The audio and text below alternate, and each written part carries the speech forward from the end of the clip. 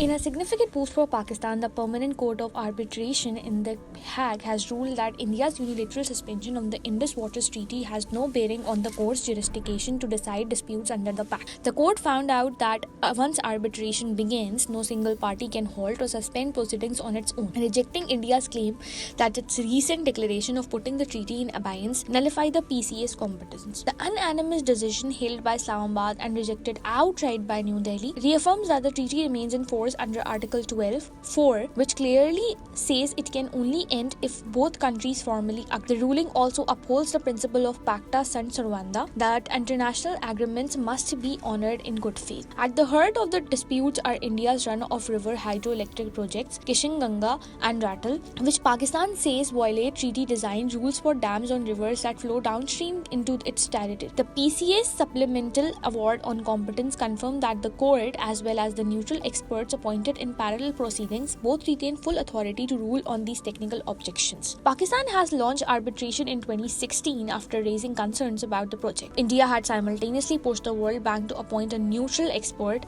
leading to a years-long pause that was only lifted in 2022. Since then, India has argued that the treaty no longer binds it, a claim the court now says is legally baseless. Reacting to the decision, Pakistan's government called it a major legal victory that blocks any unilateral moves to sideline the treaty and said it looked forward to court's upcoming ruling on the project's merits. Prime Minister Shehbaz Sharif reiterated Pakistan's offer of meaningful dialogue with India on all disputes, including water, Kashmir, trade, and terrorism. India's Ministry of External Affairs, meanwhile, rejected the ruling as a charade at Pakistan's behest, claiming that PCA itself is illegally constituted and that India will never recognize its authority under the 1960 treaty. The World Bank remains the treaty's designated guarantor. Despite India's stance, legal experts say the latest ruling strengthens global principles that binding treaties can't be paused or abandoned unilaterally once a neutral forum is engaged. For more, read the Dawn story linked in the description below.